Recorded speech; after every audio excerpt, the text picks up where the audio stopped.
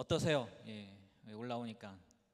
네, 어떠세요? 네, 저도 긴장이 돼요. 윤정주 원사님이 기도 너무 긴장된다고 했는데 저도 긴장이 됩니다. 저도 굉장히 긴장이 돼요. 그래서 아까 보니까 물이 없더라고요. 그래가지고 어떡하나, 야, 물 마셔야 되는데 나 물 안 마시면 안 되는데, 근데 우리 전도사님들이 또 센스 있게 또 물까지 이렇게 챙겨주셔서 너무 감사한 것 같아요. 제가 물이 없으면 안 되는 이유 아시나요? 네? 네, 아시네요. 제가 이것 때문에 제가 목사가 되었기 때문에 네, 네, 물 때문에 제가 목사가 되었기 때문에 물이 없으면 안 됩니다. 모르시는 분들을 위해서 한 번만 더 말씀을 드리면, 제가 중학교 때인가요? 새벽 예배를 이렇게 누가 시키지 않았는데 갔어요. 대단했죠?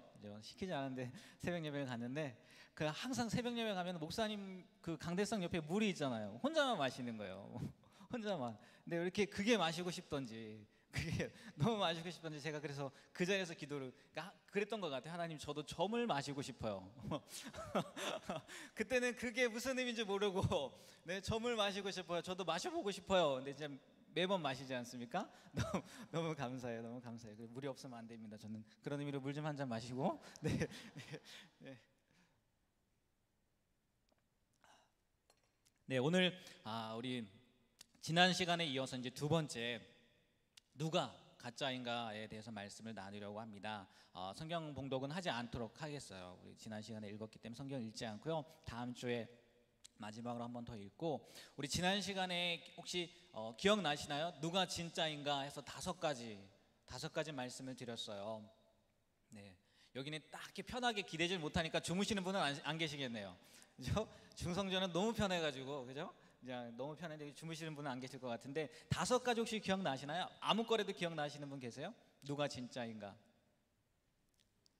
네? 기억나시는 분 안 계신가요? 그래서 제가 준비했습니다. 네, 그럴 줄 알고. 다섯 가지. 네, 누가 진짜인가요? 첫 번째?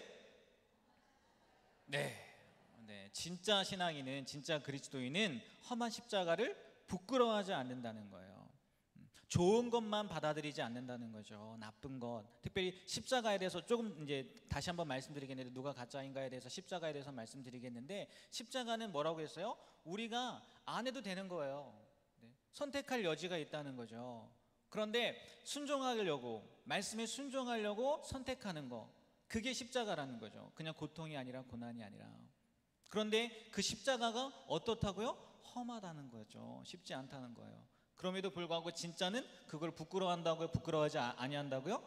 안 부끄러워한다는 거예요. 감사하게 받아들인다는 거죠. 그리고 두 번째, 진짜는 어떤 사람이라고요? 솜사탕 복음을 거부하고 면류관 복음을 믿는다는 거죠. 연결되는 거죠. 복만을 누리려고 하지 않고, 정말 고통도, 힘든 것도, 어려운 것도 받아들인다는 거죠. 그리고 세 번째, 진짜는 무엇에 집중한다고요? 주님의 일보다 주님의 우위를 둔다는 거죠. 일이 우선이 아니라, 일도 중요합니다. 일하는 사람이 없으면 안 되잖아요. 근데 그보다 하나님, 주님을 만나는 거에 우선을 둔다는 거죠. 그래서 제가 강조했던 게 뭐였냐면 묵상이었어요. 매 순간 생각할 수 있는 거, 묵상만 한 게 없다고 말씀을 드렸어요. 그래서 진짜는 늘 주님을 생각한다는 거죠. 그래서 어떠한 일이 생길 때마다 내가 직접 이야기하는 게 아니라 먼저 누구한테 갔다 와요? 주님한테 갔다가 그게 다시 다가오는 거죠. 일이나 어떤 문제들, 또 말, 생각, 모든 게 먼저 주님한테 갔다가 다시 오게 되면, 주님한테 갔다 오게 되는 건데 얼마나 완벽하겠습니까? 진짜는 그런 삶을 산다는 거예요. 그리고 네 번째, 진짜는 행복보다는 무엇을 추구한다고요? 거룩을 추구한다는 거죠. 거룩. 행복도 약속하셨어요. 네, 주님께서 행복을 우리에게 주시겠다고 말씀하셨고요. 예레미야 말씀에 보면 내 행복을 위하여 명하는 말씀, 이런 얘기도 나온다고요. 행복도 약속하셨지만 그거보다 무엇을 더 추구한다고요? 거룩. 그래서 이런 얘기도 있습니다. 거룩이 능력이다라는 얘기도 있어요. 거룩이 능력이다. 우리가 그리스도인으로서 정말 거룩한 삶을 살면, 그런 얘기 하잖아요. 우리가 복 받아야지 다른 사람들한테 전할 수 있고 자신 있게 이야기할 수 있지 않습니까? 라고도 얘기하지만, 그리스도인이 정말 거룩한 삶, 거룩한 게 뭔데요? 구별된 삶이잖아요.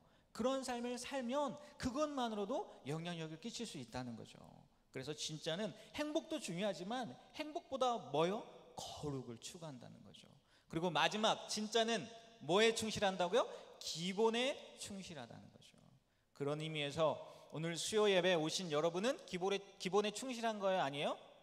네, 충실하신 거예요. 고로 여러분들은 진짜이십니다. 네. 그러면 지난 시간에 얘기했던 것처럼 오늘 안 오신 분들은 가짜는 아니에요. 다 사정이 있어서 그럴 수도 있는 거죠. 네, 가짜는 아닙니다. 오늘 안 온 분한테 가가지고 김동호 목사님이 가짜래, 오늘 기본에 충실하지 않았기 때문에 가짜래, 저는 절대 그렇게 이야기하지 않았습니다. 네, 진짜는 기본에 충실하다는 거예요. 네, 기도하는 거에, 예배하는 거에, 그리고 말씀 읽는 거에, 또 헌금 생활도 마찬가지고 기본적인 모든 것들에 충실한 사람들이 진짜라는 거죠. 그러면 가짜는 이렇게 반대로 생각하면 되겠죠. 맞잖아요. 가짜는 이 진짜와 반대로 생각하면 될 텐데, 그것 말고 좀 더 구체적으로 오늘 가짜는 그럼 누군가 해서 8가지 정도 이렇게 말씀을 드리려고 해요. 진짜는 5가지였지만 가짜는 8가지예요. 구분할 것들이 많습니다. 자, 그러면 가짜는 어떠한 사람인가? 첫 번째 가짜는 인스턴트 신앙이라는 거예요. 인스턴트가 뭐죠? 인스턴트 음식이? 네, 즉석 음식이에요. 예를 들어 그거죠. 전자레인지에 넣고서 버튼 한 번만 딱 누르면 요리가 되어지는 거. 이런 걸 인스턴트 음식이라고 하잖아요. 맞잖아요. 가짜는 인스턴트 신앙이라는 게 뭐냐? 한 번 믿으면 끝이야, 이렇게 생각한다는 거죠. 아니면 우리에게 부과되는 모든 의무, 그리스도인으로서 부과되는 의무들이 있지 않습니까? 어떤 해야 될 일들이 있잖아요. 그런데 뭐 하나 하면은 그냥 그걸로 끝이야, 버튼 한번 눌렀으니까 음식 나오는 것처럼, 이렇게 생각하는 게 가짜라는 거예요. 분명히 단번에 결정해야 되는 거, 한 번에 끝나는 거 있습니다. 우리 믿으면서, 그렇죠? 구원에 관계된 문제는 특별히 그렇잖아요. 예수 그리스도를 믿음으로 말미암아 딱 단 한 번이잖아요. 그렇죠? 믿음으로 말미암아 구원받는 것은 사실이에요. 그래서 이 전도폭발 3단계인가요? 3단계 때 보면은 이런 얘기들을 해요. 복음을 전하다 보면은 사람들이 미룬다는 거예요. 아직 시간 많잖아요. 지금 안 믿어도 되지 않습니까? 이렇게 미루는 사람들이 있다는 거예요. 지금 당장 믿어야 되는데, 복음이라는 게 그렇잖아요. 지금 믿지 않으면 어떻게 될지 모르잖아요. 그래서 그때 예를 드는 예화가 뭐냐면 이 얘기를 들어요. 6.25, 우리나라 6.25 때 전쟁 중에 이런 일이 있었답니다. 진짜 실제적으로 있었던 일이래요. 그 어떤 마을에 가가지고 이 국군인가, 유엔군인가가 이렇게 얘기를 한 거예요. 여기 지금 이제 여기 여러분들이 여기 있는데, 손을, 만약에 나는 그냥 나만의 계속 있겠다, 그런 분들은 손을 들어주시고, 나는 여기가 싫다, 그래도 내 고향, 내가 원하는 곳, 내가 아는 사람들이 많은 곳, 북한으로 가고 싶다라는 분들은 가만히 계십시오 라고 이렇게 질문을 했다는 거예요. 그래서 손든 사람들은 어떻게 됐을까요?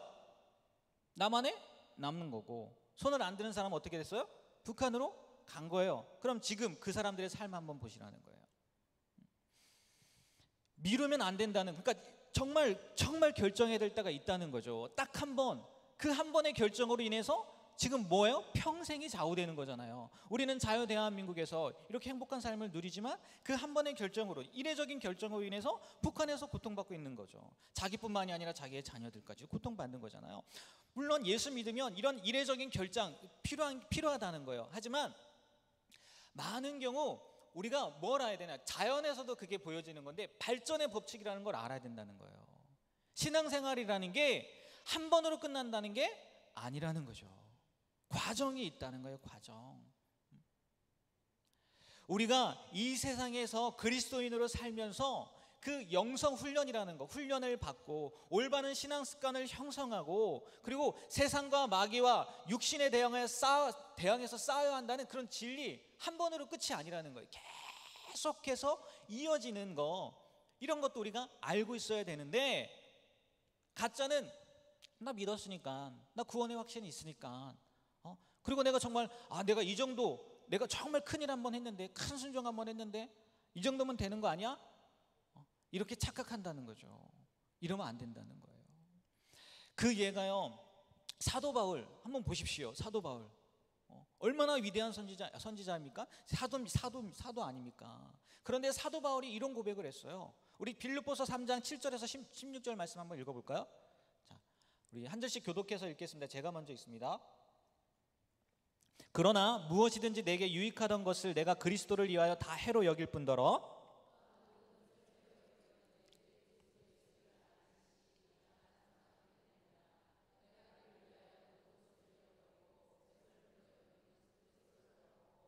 그 안에서 발견되려 함이니 내가 가진 의는 율법에서 난 것이 아니 오직 그리스도를 믿음으로 말미암은 것이니 곧 믿음으로 하나님께로부터 난 의라.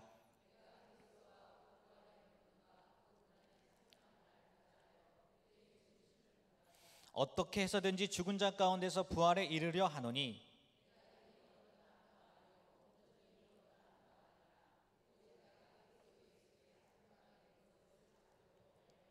네, 여기까지 한번 보세요. 이미 얻었다 함도 아니요 온전히 이루었다 함도 아니라 오직 내가 그리스도 예수과 잡힌 바 된 그것을 뭐 한다고요? 잡으려고 달려간다는 거예요. 계속해서 간다는 거죠. 사도 바울도 이런 삶을 살았다는 거예요. 제가 13절 읽겠습니다. 형제들아 나는 아직 내가 잡은 줄로 여기지 아니하고 오직 한 일 즉 뒤에 있는 것은 잊어버리고 앞에 있는 것을 잡으려고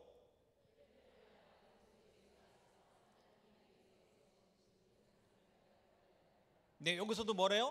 달려간다는 거예요. 한 번으로 끝이 아니라는 거예요. 사도 바울은 심지어 뭐라고 했냐? 앞에 것 뒤에 것 잊어버린다는 거예요. 자기가 지금까지 행했던 거, 살아왔던 거 잊어버리고 앞에 표대를 향해서 나간다는 거예요. 진짜는 이러한 삶을 산다는 거죠. 그런데 가짜는 뭐예요? 이 정도 했으니까 된 거 아니야? 이 정도면 하나님도 만족하신 거 아니야? 라고 끝. 인스턴트 신앙. 네. 버튼 한번 눌렀어. 내가 이거 했어. 끝. 이렇게 생각한다는 거죠. 가짜는 인스턴트 신앙이라는 거예요. 여러분 한번 돌아보십시오. 그리고 두 번째, 가짜는요 인격의 변화를 소홀히 여긴다는 거예요. 뭐라고요?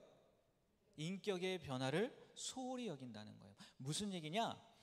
가짜는요, 이게 진짜 가짜인지 진짜인지 저도 잘 모르겠어요. 제가 저 자신을 봐야 되는데 시간이 지나면 변하겠지, 막연하게 이렇게 생각한다는 거예요. 신앙생활 하고 있잖아. 1년 지나고 2년 지나고 3년 지나고 10년 20년 정도 신앙생활 하면 변하겠지, 이렇게 착각한다는 거예요. 그래서 인격의 변화라는 게 한번 잘 생각해 보십시오. 시간이 지난다고 자연스럽게 변합니까? 여러분, 인격이 시간이 지난다고 자연스럽게 변해요?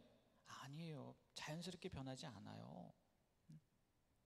수없이 노력을 해야 되는 거예요. 부딪혀야 되고요, 고쳐져야 되고. 그렇지 않아요? 그렇지 않은가요? 딱 태어났는데 진짜 성자로 태어나갖고 자라면서 계속 성자의 모습으로 살아가나요? 안 그렇다는 거예요.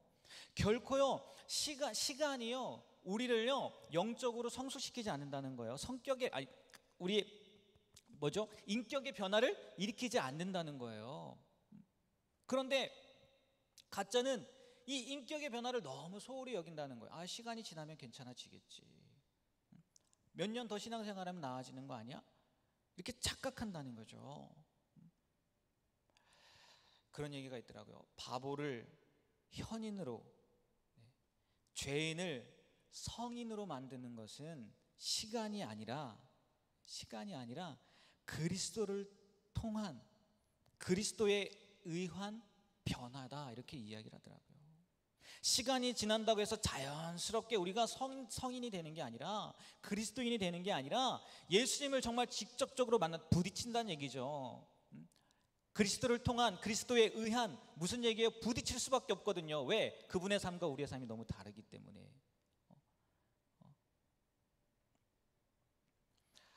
그래서요 그 부딪힘을 통해 가지고 우리가 변해야 되는 건데 그런 거는 생각하지 않고 그냥 시간이 지나면 되겠지, 막연하게 생각한다는 거죠. 이거는 아니라는 거예요. 틀림없이요 우리가 부딪혀야 된다는 거예요. 그리고 그 안에서 해결해야 된다는 거죠. 이사야 말씀 한번 보겠습니다. 이사야 55장 6절 7절에 우리 한 목소리로 다 같이 한번 읽어볼게요. 다 같이 읽습니다. 시작. 너희는 여호와를 만날 만한 때에 찾으라. 가까이 계실 때에 그를 부르라. 악인은 그 길을, 불의한 자는 그 생각을 버리고 여호와께 돌아오라. 그리하면 그가 긍휼히 여기시리라. 우리 하나님께로 나아오라. 그가 널리 용서하시리라. 아멘. 여기에서 기다리라고 합니까? 네. 시간이 지나면 변한대요? 아니에요. 뭐 하래요? 찾으래요. 다가오라는 얘기예요. 부르래요. 또 버리래요. 버릴 거는 버려야 된대요. 돌아가야 될 건 돌아가야 된다는 거예요. 우리가 진짜가 되기 위해서는 막연히 시간이 흐른다고 되는 게 아니라 진짜 부를 만할 때 불러야 되고 찾을 만할 때 찾아야 되고 돌이킬 때 돌이켜야 되고 부딪힐 때 부딪혀야 된다는 거죠. 그럴 때 하나님께서 뭐 하신다는 거예요? 우리를 만져주신다는 거예요. 우리를 변화시켜 주신다는 거예요. 근데 가짜들은 이게 싫은 거죠. 그 과정이 싫은 거죠. 부딪히기 싫은 거죠. 변화하기 싫은 거죠. 그러니까 막연하게 생각하는 거예요. 그래도 10년 신앙생활 하다 보면 20년 신앙생활 하다 보면 변하지 않을까? 내가 변하지 않을까? 아니라는 거죠. 아닙니다. 시간이 결코 변화를 일으키지 않아요. 여러분들이요, 진짜가 되기 위해서는 진짜 나의 인격의 변화를 추구해야 된다는 거예요. 내가 이렇게 살면 안 되지. 내가 정말 예수님 닮은 사람 살아야지. 이런 결단하고 또 찾아가고 만나고 부르짖어야 된다는 거죠. 그러면 하나님께서 어떻게 해요? 긍휼히 여겨주시고 우리의 기도를 들어주시고 붙잡아 주신다는 거죠. 여러분, 시간이 우리를 성인으로 만들지 않습니다. 시간이 우리를 그리스도인, 참된 그리스도인으로 만들지 않아요. 네. 시간을 믿지 마십시오. 네. 시간을 믿지 마십시오. 오늘 새벽 예배 때도 담임 목사님께서 우리 시편 강의하고 있잖아요. 한 뼘이래요. 한 뼘. 인생 한 뼘이라는 겁니다. 한 뼘. 어떻게 될지 몰라요. 시간이 중요한 게 아닙니다. 내가 정말 지금 이 순간이라도요, 변화될 각오가 있어야 되는 거예요. 변화될 각오가. 그렇지 않으면 가짜로 남을 수 있다는 거예요. 명심하시기 바랍니다. 네. 두 번째, 가짜는 인격의 변화를 소홀히 여긴다라고 얘기했어요. 세 번째, 가짜는 우리 진짜랑 연결된 건데 하나님의 징계를 십자가 지는 것으로 착각한다는 거예요. 하나님이 주시는 징계를 십자가 지는 것으로 뭐 한다고요? 착각한다는 거예요. 기억나시나요? 하나님의 징계와 십자가의 차이 기억나시나요? 하나님의 징계는 왜 오는 겁니까? 네, 왜? 하나님의 징계는 왜 와요? 죄 져서 오는 거죠. 죄 져서 오는 거죠. 잘못해서 오는 거예요. 그러면 이 하나님의 징계에 대해서 우리가 선택권이 있을까요? 없을까요? 있을까요? 없을까요? 네, 없어요. 생각해 보세요. 저희 아이도 그렇습니다. 저희 아이도 잘못했어요. 너 매 맞을래? 안 맞을래? 하면 뭐라고 하는 줄 아세요? 안 맞을래 그래요. 안 맞을래. 징계예요. 하나님의 징계. 우리도 당연한 거 아니에요. 너 매 맞을래? 안 맞을래? 그러면은 맞기 싫은데요. 하나님, 그런 사람이 어디 있어요? 매 먹고 싶어하는 사람이 어디 있어요? 없다고요. 징계는 선택이 아니에요. 범죄로, 죄로 인해서 오는 거기 때문에 하나님이 주시기 때문에 받을 수밖에 없어요. 그런데 십자가는 뭐라고요? 선택이에요. 선택. 굳이 내가 지지 않아도 된다고요. 선택권을 우리에게 주신다고요. 예수님도 말씀하셨어요. 요한복음인가요? 예수님이 말씀하신 말씀 한번 보여주시겠어요? 네. 요한복음 10장 18절입니다. 다 같이 한번 읽어볼까요? 이를 내게서 빼앗는 자가 있는 것이 아니라, 네, 예수님도 말씀하셨어요. 자기에게서 빼앗는 자가 있는 게 아니라 예수님 십자가를 왜 지셨다고요? 스스로 버리신 거예요. 조금 전에 사도 바울 빌립보서 말씀 읽었는데 사도 바울도 마찬가지예요. 굳이 그렇게 안 살아도 된다고요. 근데 선택했잖아요. 그게 십자가라는 거죠. 근데 가짜는 징계를 뭘로 착각한다고요? 십자가로 착각한다는 거예요. 이게 문제인 거죠. 근데 재밌는 거는 이 징계도 힘들고 십자가도 힘들고, 그죠? 그렇잖아요. 보세요. 요나가 받은 그거는 십자가입니까? 아니면 징계입니까? 네, 그것도 십자가인가요? 징계죠. 예? 니네로 가야 되는데 하나님 말씀 안 듣고 다시스로 가다가 풍랑 이러잖아요. 징계라고요. 힘들어요? 안 힘들어요? 힘들죠. 힘들어요. 그러면 같은 시대는 아니지만 구약에 나오는 다니엘이 사자굴에 들어간 거는 징계예요, 십자가예요? 십자가예요, 징계예요? 그죠? 그죠? 하나님한테 기도했다는 것 때문에, 하나님의 뜻을 지키려고, 하나님과의 관계를 유지하려고, 순종하려고, 그래서 당한 거잖아요. 사자굴 들어가 보셨나요? 네? 다 고통스러운 거라고요. 다 고통스럽다고요. 다 힘들다고요. 다 어렵다고요.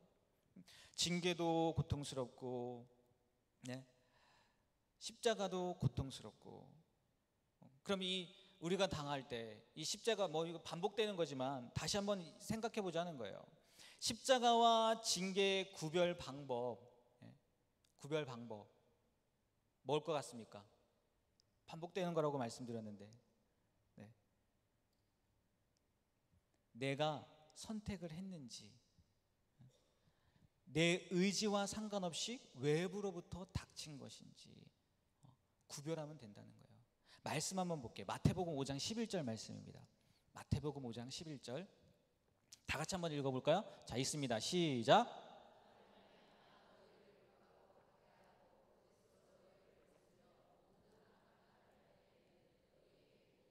네, 베드로전서 2장 20절도 한번 읽어볼게요.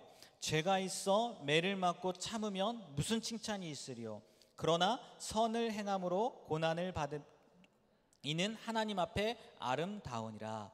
나로 말미암아 너희를 욕하고 그리고 거짓으로 너희를 거슬려 모든 악한 말을 할 때는 너희에게 복이 있다. 예수님으로 말미암아, 그러니까 예수님 때문에 지금 뭐 한 거예요? 선택했다는 거죠. 하지만 베드로전서 2장 20절 첫 부분에 보면 죄가 있어, 죄가 있어 매를 맞고 참으면 무슨 칭찬이 있겠냐는 거예요. 내 의지와 상관없이 죄를 지었기 때문에 당하는 거, 네? 결단한 게 아니라 죄를 지었기 때문에 당하는 거 무슨 칭찬이 있겠냐는 거예요. 하지만 선을 행함으로 고난을 받고 참으면 하나님 앞에서 아름답다는 거죠. 쉬워요. 우리도 징계와 십자가를 구별하는 건 너무너무 쉽다는 거죠. 그런데 세상에요, 이 고통이요, 징계로 인한 고통, 내가 선택한 십자가로 인한 고통 말고 또 있어요. 그렇지 않나요? 세상에 잘 생각해 보세요. 세상에서 당하는 고통, 어려움이 다 징계, 죄를 지어서 받는 징계 아니면 십자가입니까? 한번 생각해 보세요. 갑자기 사고를 당하는 거 맞지 않아요? 그렇죠? 지금 장마철인데 홍수로 인해 가지고 비가 너무 많이 와가지고 재해를 있는 거, 죄 때문에 그런 거예요? 십자가예요? 자기가 선택한 거예요? 아니잖아요. 그런 어려움들도 있다는 거예요. 그래서 이거를 제3의 고난이라고 하더라고요. 그 제3의 고난이라고 한 거 한번 다 같이 한번 읽어볼게요. 다 같이 읽겠습니다. 단 제3의 고난도 있습니다. 자연적인 것, 화재, 홍수, 사별, 부상, 사고, 노령, 피로, 세상살이의 여러 악조건, 무조건 영적인 의미가 있다고 보기는 힘들지만 어떤 사람들은 제3의 고난을 선한 것으로 바꾸는데 성공하기도 합니다. 당하는 모든 고난이 징계나 십자가는 아니에요. 제3의 고난도 있어요. 그런데 한번 가만히 보시라는 거예요. 그 제3의 고난을 가지고 징계도 아니고 십자가도 아니지만 그것을 선한 것으로 만드는 사람들도 있다는 거예요. 어떻게 그 사람들은 그렇게 만들까요? 좀 빗나간 얘기지만 어떻게 그 사람들은 제3의 고난을 선한 것으로 만들 수 있을까요?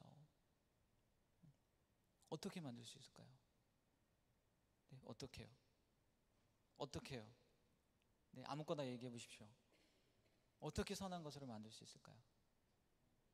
믿음으로, 믿음으로 하나님께서 선하게 하실 거야.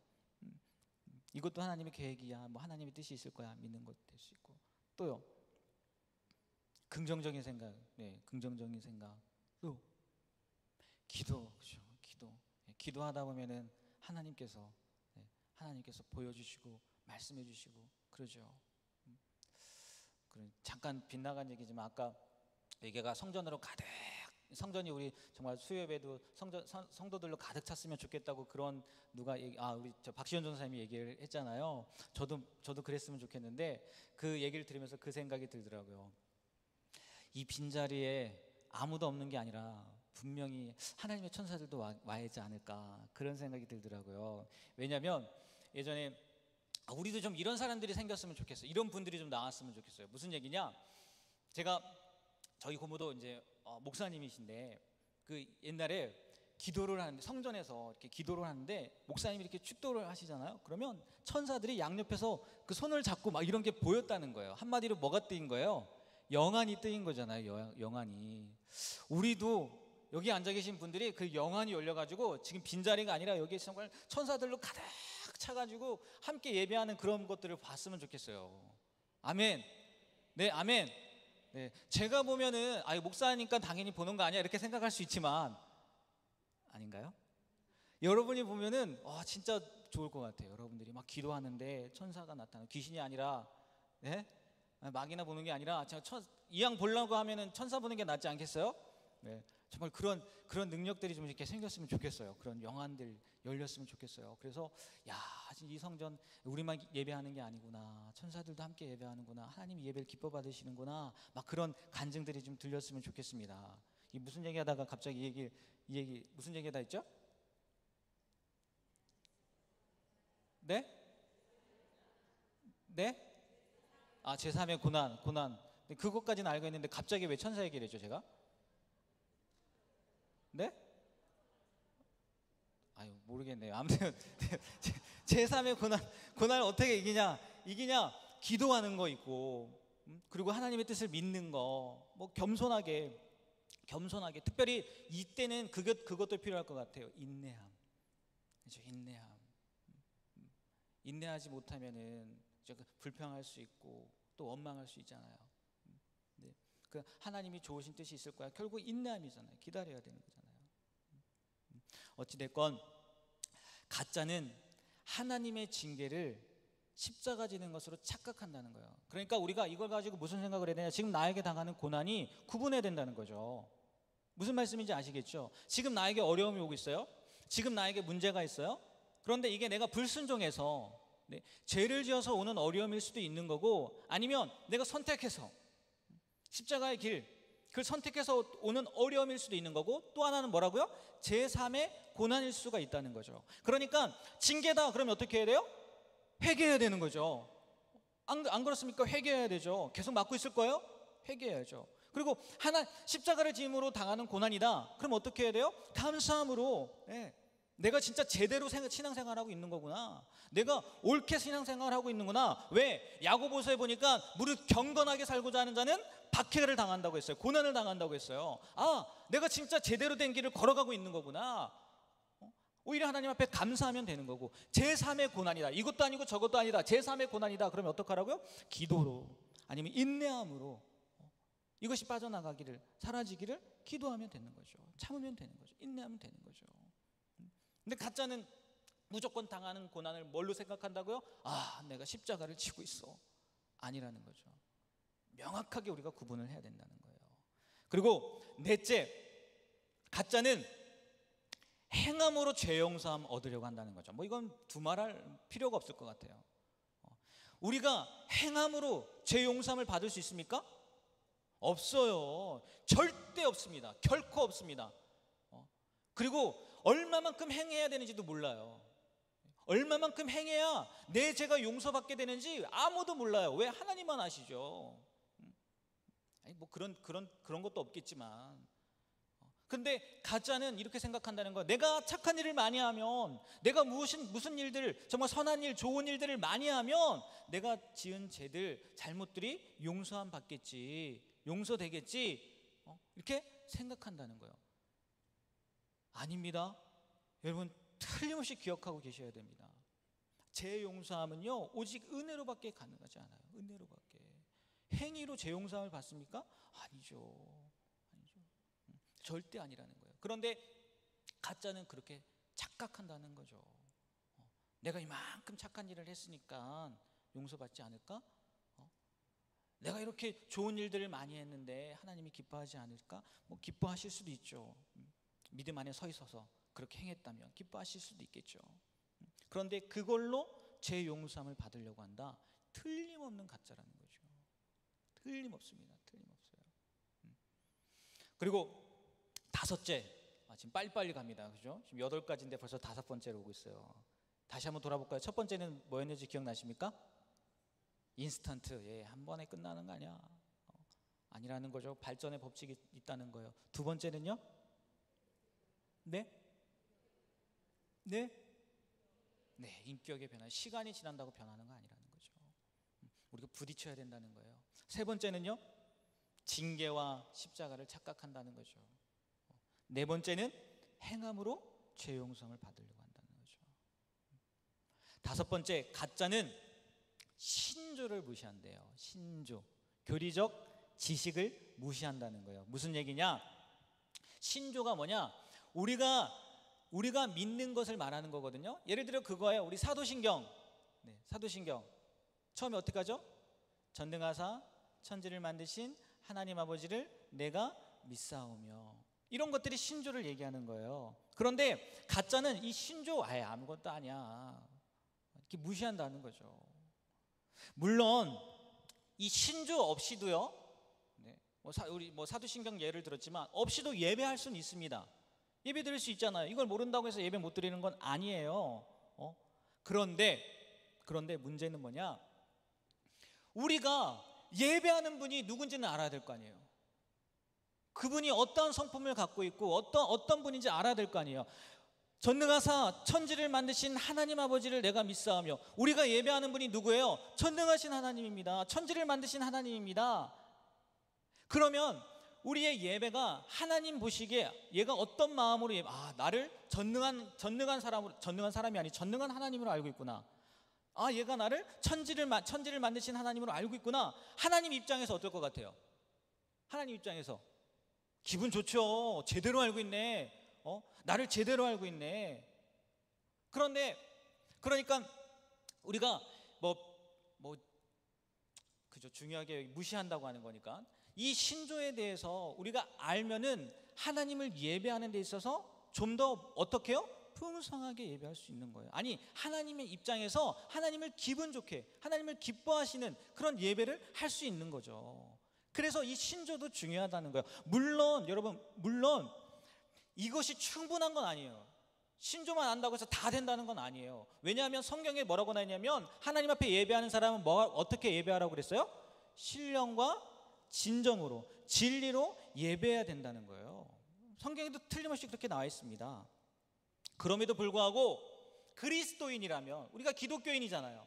예수 믿는 사람이라면 적어도 성경에 보여진 그 풍성한 진리를 어느 정도는 알아야 되지 않겠느냐는 거예요. 근데 이런 것들 괜찮아, 필요 없는 거 아니야? 사도신경 뭐가 필요해? 없어도 되는 거 아니야? 이렇게 생각할 수도 있다는 거죠. 그래서 이런 얘기를 하더라고요. 기독교가 무엇인지 모르면서 기독교의 진리를 실천하는 그리스도인이 되겠다는 시도는 당연히 실패하지 않겠냐. 무슨 말씀인지 아시겠어요? 기독교가 무엇인지도 모르면서, 우리가 믿는 하나님이 어떤 하나님인지도 모르면서 기독교의 진리를 실천해요? 그 하나님이 무엇을 기뻐하는지, 그 하나님이 어떤 하나님인지, 하나님뿐만이 아니죠, 예수님이 어떤 분이신지, 성령님이 어떤 분이신지 모르면서 그걸 실천할 수 있겠어요? 실천한다고 한다는 거 실패하지 않겠느냐, 이렇게 이야기를 하더라고요.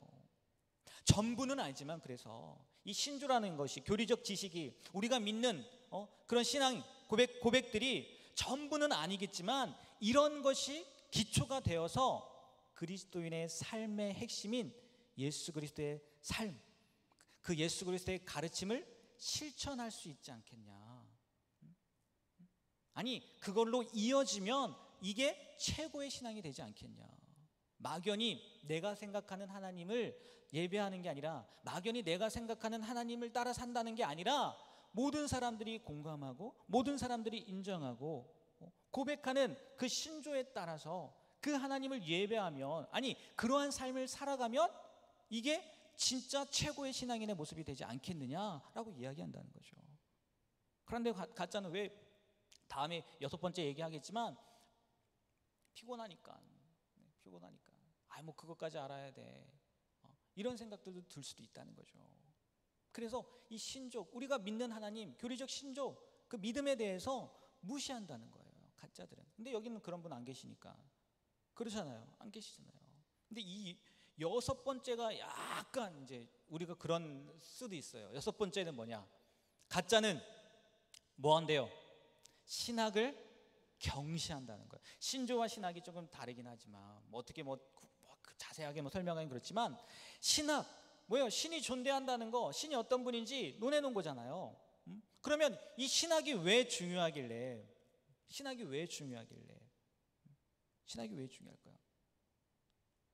바로 하나님이 존재하신다는 거, 하나님이 존재하신다는 거, 그리고 그 하나님께서 하나님의 형상으로 창조된 인간이 하나님에게 책임을 져야 되는 부분이 있기 때문에 그렇다는 거예요. 무슨 얘기냐? 하나님이 땅을 만드시고 인간을 그 위에 두셔서 우리에게 뭘 주셨냐? 도덕적 시험 기간을 부여하셨다는 거예요. 하나님이 온 세상을 만드시고 인간을 그 위에 두신 다음에 우리들에게 하나님이 시험 기간을 주신 거예요. 도덕적 시험 기간을. 그래서 우리에게 뭐가 있냐?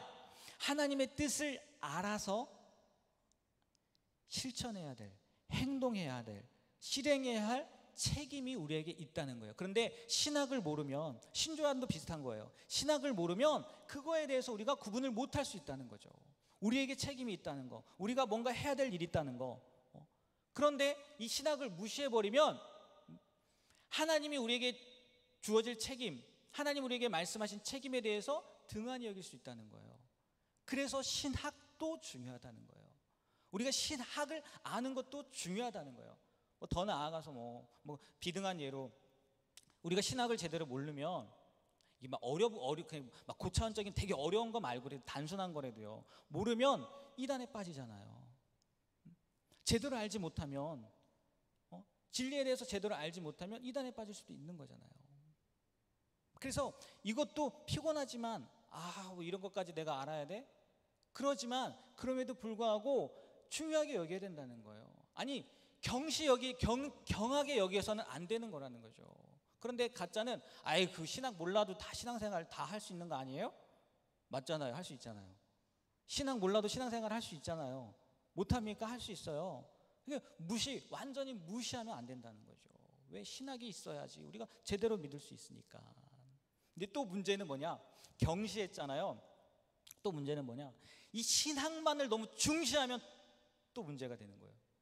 신학만을 우리가 제대로 알아야 된다 막 이렇게 너무 중시해도 문제가 되는 거예요. 왜요? 신앙은 학문이 아니잖아요. 우리 믿음이잖아요. 그래서 이 신학을, 우리가 아는 신학을 힘있게 하는 게 무엇인지 아십니까? 네? 우리가 아는 하나님, 신학을 힘있게 하는 거, 진짜 멋있게 만드는 게 뭔지 아세요? 순종이에요. 순종. 우리에게 알려준, 우리에게 보여준 하나님은 이런 하나님입니다. 그리고 하나님이 우리에게 이런 것들을 요구합니다. 하나님이 이렇게 원하십니다. 이런 것들을 알려줬는데, 그것을 진짜 힘있게 하는 게 뭐냐? 순종이라는 거예요. 그냥 신학만 알면은 죽은 정통이 된다는 거예요. 죽은 정통. 하지만 우리가 들은 무엇이 되었든지 간에 아무리 작은 거라도 그것을 뭐 하면요? 순종하면 그것의 힘이 배가가 아니죠. 배가가 정말 강력하게 된다는 거죠. 그래서 정말 초대교회도 그렇고 뭐라고 해야 되나요? 오랜 교회의 역사를 살펴볼 때요, 교회의 부흥 역사가 일어날 때마다 거기엔 항상 뭐가 있었냐? 진리에 대한 순종이 있었다는 거예요. 그들이 배운 것에 대해서 뭘 했다고요? 순종이 있었다는 거예요. 그런데 죽은 교회는 진리에 복종하지 않고 단지 진리의 껍질만을 이야기한다는 거죠. 껍질만을 붙든다는 거죠. 신학이라고 해서 너무 어렵게 이야기하면 이렇게 설명하면 될까요? 성경 공부만 하고 성경 공부만 하고 성령님에게 가르침을 받지 못한 교회나 개인은, 그러니까 공부만 한 거예요. 듣기만 한 거예요. 그래서 그 가르침대로 살지 못한 사람은, 아니면 교회는 진리가 그것에 대한 그 신학적 진술보다 더 깊은 차원에 있다는 것을 깨닫지 못한다는 거죠. 겉만 안다는 거죠. 아, 이런 거야. 아, 이런 거야. 이렇게만 안다는 거죠. 삶으로 살아내야 되는데, 우리가 그 진리 속에 들어가서 살아야 되는데, 그냥 아는 것으로 끝나면 문제가 된다는 거죠. 그러니까 그것만 강조하면, 아까 내가 무시 얘기했잖아요. 또 그것만 강조하면 거기에 또 문제가 생긴다는 거예요. 그래서 제일 중요한 게 뭐냐? 조금 알아도 좋아요. 뭐 해야 된다고요? 순종해야 된다는 거죠. 그 말씀대로, 들려진 대로, 보여진 대로, 공부한 대로, 배운 대로 순종하는 게 그 무엇보다 중요하다는 거예요. 그 성 그레고리라는 분이 이렇게 이야기했대요. 계명을 지키지 않고 단지 독서와 학습을 통해 계명을 이해하려는 사람은 그림자를 실체로 착각하는 사람과 같다. 왜냐하면 진리를 정말 이해할 수 있는 사람은 진리에 참여한 사람, 즉 삶을 통해서 진리를 맛본 사람이기 때문이다. 이렇게 얘기했다는 거예요. 14세기에 있던 분이에요. 14세기 1300년이죠. 그때부터도 이야기하는 거예요. 지키지 않고 그냥 독서하고 읽고 그것으로 끝내 그냥 이해하려고 하는 사람은 그림자를 실체로 착각한다는 거예요. 생각해 보세요. 자, 생각해 보세요. 반드시 경건해야만 신학을 배울 수 있는 건 아니잖아요. 그렇잖아요. 경건해야만 신학을 배울 수 있는 건 아니잖아요. 사기꾼도 신학을 배울 수 있어요. 강도도 신학을 배울 수 있어요. 어떤 사람도 신학을 배울 수 있다고요. 만약에요, 예수님 당시에 학위를 준다, 이 신학의 학위를 준다, 그러면 가룟 유다도 받았을걸요? 받았을 거예요. 근데 뭐가 문제예요? 삶에서 나타나지 않았잖아요. 삶에서. 하나님은 우리에게 이런 신학적인 지식뿐만이 아니라 영적인 진리까지도 전해주길 원하지, 우리가 그렇게까지 변화되길 원하지, 그냥 지식적인 것만 알길 원하지 않으신다는 거예요. 가짜는 신학을 경시하기도 하지만 또 뭐 한다고요? 신학만을 중시한다는 거예요. 경시, 중시, 이게 중요한 게 아니라 뭐가 중요하다고요? 뭐가 되었든지 간에 삶으로 살아내는 게 중요하다는 거예요. 실천하는 게 중요하다는 거예요. 진짜는 그렇게 산다는 거죠. 제가 얼마 전에 새벽 예배 때도 말씀을 전하면서 이 얘기를 했는데, 묵상을 하는데 그 묵상의 내용입니다. 성경 말씀이 아니라 그걸 해석해 놓은 글이 있는데 거기 이렇게 해석을 해놨더라고요. 무슨 설명을 해놨냐? 은혜를 너무 받았어요. 제가 읽어드릴게요. 삶을 통해, 우리의 삶을 통해 순종한 말씀의 흔적들이 내 인생의 요약이 되게 하십시오. 멋있지 않나요? 네. 삶을 통해 순종한 말씀의 흔적들, 그게 뭐가 되게 하라고요? 내 인생의 요약이 되게 하래요. 누군가가, 아니 하나님이 나의 삶을 바라볼 때 우리의 삶을 무엇으로 보여드리면 좋겠다고요? 삶을 통해 말씀에 순종한 흔적들, 그걸 보여주려는 거예요. 그게 중요하다는 거죠. 그게 멋있지 않나요? 저도 마음에 팍 새겼어요. 삶을 통해 순종한 말씀의 흔적들이 내 인생의 요약이 되게 하라. 여러분 인생 요약 뭘로 하실 건데요? 뭘로 하실 건데요? 네, 말씀에 순종하는 거. 무엇이 되었든지 간에 그게 우리 인생의 요약이 되었으면 좋겠어요. 네, 그렇게 됐으면 좋겠습니다.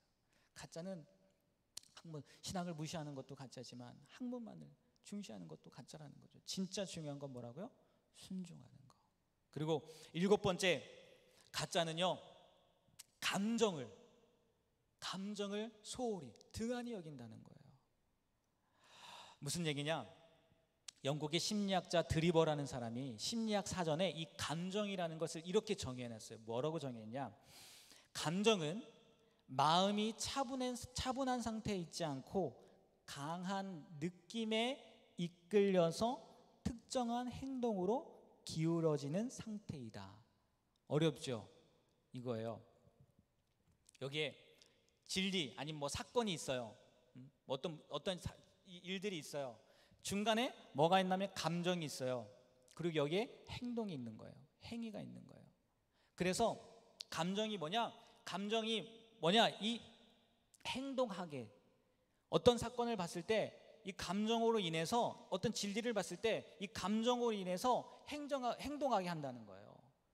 그러니까 이 감정이라는 게 결코 무시할 만한 게 아니라는 거죠. 그렇잖아요.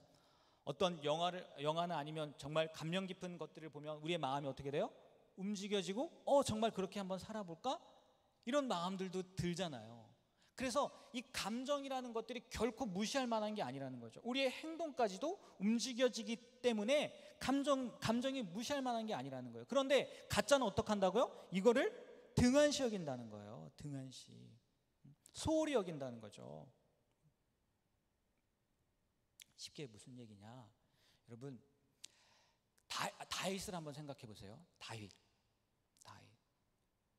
무슨 죄를 지었죠? 무슨 죄를 지었죠?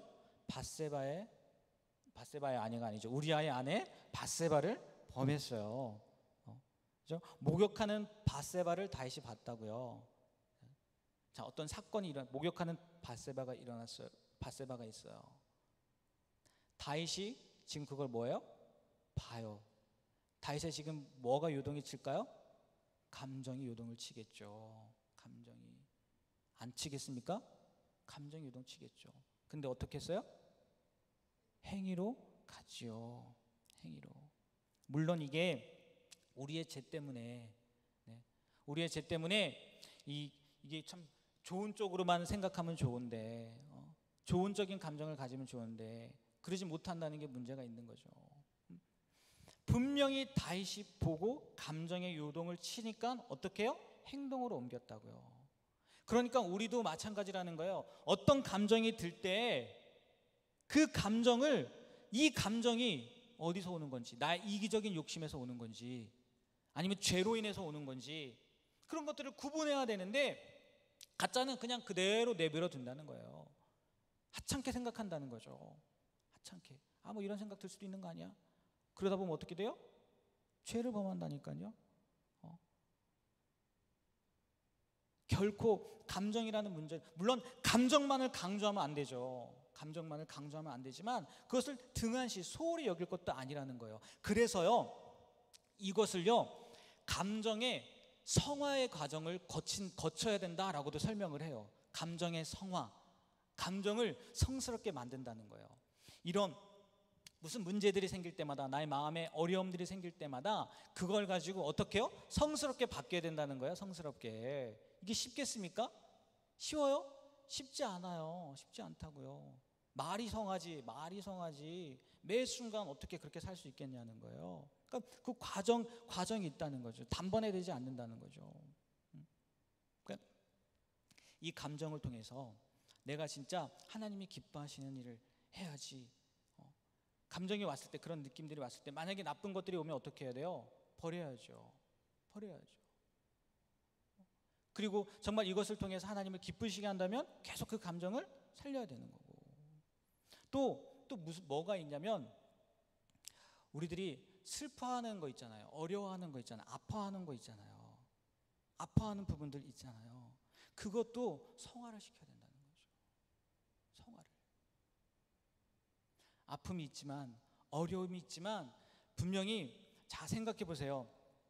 하나님께서 우리를 좀 더 강한, 그냥 평범한 신앙인이 아니라 강한 신앙의 용사로 만들려고 해요. 여러분들을, 나를. 그러면 다른 사람들과 똑같이 그냥 뭐 이렇게 생각하실까요? 아니면 똑같은 일만 주어지실까요? 아니라는 거예요. 하나님께서 우리를 강한 용사로 세워주시려고 한다면 틀림없이 분명히 우리를 그거에 맞는 문제 가운데 들어가게 하실 거라는 거죠. 일반 병사를 키우는 거랑 장교를 키우는 거랑 다를 거 아니에요. 훈련이 다를 거 아니에요. 똑같나요? 저도 군대를 안 가봐서 몰라요. 분명히 다르단 말이에요. 제가 알기로는 달라요. 일반 사병을 키우는 거랑 장교를 키우는 거랑 다르다고요. 아니 일반 사병이 아니죠. 일반 사병도 육군과 뭐 해병대와 특수부대는 다르잖아요. 그러면 하나님이 여러분을 정말 신앙인으로, 굳건한 신앙으로, 용사로 키우시려고 하는데 평범한 일들만 생기게 하겠어요? 평범하게만 만들겠어요? 아니죠. 급박하게 이끌어 가시겠죠. 어렵게 이끌어 가시겠죠. 그때 우리 마음 가운데 드는 생각이 있을 거 아니야. 이 어려움을 통해서 아무 생각도 안 들어요? 들잖아요. 그러면 그 상황 가운데 우리가 어떻게 해야 되느냐고요. 어떻게 해야 되냐고요. 알아야죠. 이게 하나님이 나로 하여금 진짜 신앙인으로 만드는 과정이구나. 그래서 그냥 낙담만 하고 있으면 돼요? 안 돼요? 나의 마음을 낙담만 시키면 돼요? 안 돼요? 안 된다는 거예요. 아까는 쾌락에 대한 거, 즐거움에 대한 거 얘기했지만 때로는 어려움, 아픈 감정들을 가지고도 우리가 좋게 바꿀 수도 있다는 거예요. 근데 가짜는 그냥 어려우면 어려운 대로, 좋으면 좋은 대로 빠져서 죄 짓는지도 모르고 간다는 거죠. 그래서 감정에 대해서도 우리가 잘 알아야 된다는 거예요. 이게 결코 만만한 게 아니구나. 왜? 감정이 곧 행동으로도 바뀌어지게 되니까. 감정도 중요하다는 거예요. 다스려야 됩니다. 다스려야 돼요. 마지막 8번째, 가짜는 영적 균형감이 없다는 거예요. 균형을 못 이룬다는 거죠. 균형을. 그래서 이걸 두 가지로 설명을 합니다. 영적인 기형의 상태로 설명을 하기도 하고 성경 이해의 불균형의 상태로도 이야기를 해요. 균형을 이루어야 되는데 가짜는 이 영적인 기형이 있다는 거예요. 무슨 얘기냐? 영적인 기형은 담대해지려다가 하나님 앞에서 담대한 삶을 살려다가 뻔뻔해진다는 거예요. 너무 담대해서 하나님 앞에 뻔뻔해진다는 거예요. 그리고 솔직해지려고 노력하다가 하나님 앞에서 솔직해지는 거 좋잖아요. 근데 이 기형이라고 했잖아요. 너무 솔직해가지고 예의에 어긋날 수도 있다는 거죠. 너무 솔직해가지고 그래놓고 나는 나중에 이야기하는 거죠. 나는 뒤끝이 없어 막 이렇게. 균형을 이뤄야 된다는 거예요. 균형을 감춰야 될 건 감출 때도 있다는 거죠. 드러내야 될 부분들도 있지만 감춰야 될 부분도 있다는 거예요. 근데 이런 균형 감각이 없다는 거예요. 깨어 있는 건 좋은데 지나쳐서 의심하는 버릇. 너무 깨어 있어가지고 다 의심하는 거죠. 아니면 진지해지는 건 좋은데 너무 진지하다 보니까 우울해지는 거야. 내가 진짜 제대로 살 수, 나 가짜 같아. 이거 어떡하지? 살 수 없어. 이런 생각들, 진지하다가 우울해진다는 거죠. 그리고 양심적인 사람이 되려고 노력하는데 그 양심의 문제에 지나치게 예민해지는 거죠. 너무 예민해져서 지나간 일까지도 기억해내는 거예요. 길 가다가 휴지 버린 것까지 생각나가지고 예민해진다는 거죠. 좋은데 양심적인 사람이 되려고 노력하는 건 좋은데 너무 지나치게 생각하면 문제가 된다는 거죠. 이런 균형을 이뤄야 된다는 거죠. 특별히 성경 이해에 있어서, 성경을 이해하는 데 있어서 분명히 성경에는 이렇게도 이야기하고 저렇게도 이야기하는데 이것만이 맞다고 주장하는 거. 그래서 뭐가 나뉜 겁니까? 교단이 나뉜 거예요. 성경에는 이것도 얘기하고 저것도 얘기하는데 아니다, 이것만 맞다. 그래서 교단이 나뉘어지는 거잖아요. 균형감을 가져야 된다는 거죠. 잠깐 이해만, 45분이지만 이해만 들고 마치도록 할게요. 이 불균형의 예입니다. 이런 사람들이 있다는 거예요. 죄를 고백할 필요가 없다. 죄를 고백할 필요가 없대요. 왜? 이유가 그겁니다. 예수님께서는 우리가 이제까지 범한 모든 죄들뿐만 아니라 우리가 앞으로 남은 여생 동안 범할 모든 죄들 때문에 돌아가셨다. 맞아요? 틀려요? 맞아요.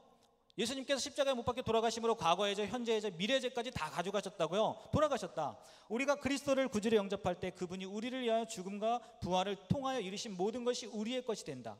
그리스도 안에서 모든 죄가 이미 용서되었기 때문에 우리는 더 이상 죄를 고백할 필요가 없다. 아니잖아요. 성경에 이렇게만 얘기합니까? 요한일서 1장 9절을 보십시오. 뭐라고 나와 있습니까? 만일 우리가 우리 죄를 자백하면 그는 미쁘시고 의로우사 우리 죄를 사하시며, 우리 죄를 자백하라고 얘기하잖아요. 다 두 개가 있다는 거예요. 근데 가짜는 하나만 맞다고 이야기한다는 거죠. 또 두 번 기도할 필요가 없다고 이런 얘기도 한다는 거예요. 두 번 기도할 필요가 없대요. 이유가 뭔지 아세요? 잘 들어보세요. 잘 들어보세요. 어떤 한 가지 기도 제목에 대하여 두 번 기도하는 것은 옳지 않다. 왜냐하면 우리가 진심으로 믿고 기도하였다면 그 한 번의 기도를 통하여 기도의 응답이 주어진 것이기 때문이다. 두 번 기도하는 사람은 믿음이 없는 것을 드러낼 뿐이다. 두 번 기도하지 말라. 말 되잖아요. 말 되잖아요. 그렇지 않나요? 말 되잖아요.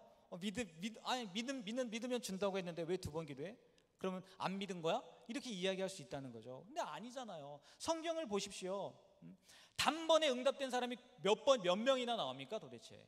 엘리야도 보세요. 비가 없어서 비 내리기를 위해서 몇 번이나 기도합니까? 몇 번이나 기도하잖아요. 그렇지 않나요? 단번에 되는 게 몇 번이나 도대체 있느냐는 거예요. 근데 가짜들은 성경적인 불균형을 이룬다는 거예요. 하나만 바라보고 이것만 맞는 거야 라고 생각한다는 거죠. 우리의 삶으로, 우리의 신앙을 봤을 때, 그러니까 우리가 조심해야 될 게 뭐냐, 나만 맞는 게 아니라는 거예요. 성경적인 전체를 봐야 된다는 거죠. 하나만 보고 이것만 맞아, 그래서 다른 사람은 달라, 이러면 가짜라는 거죠. 가짜.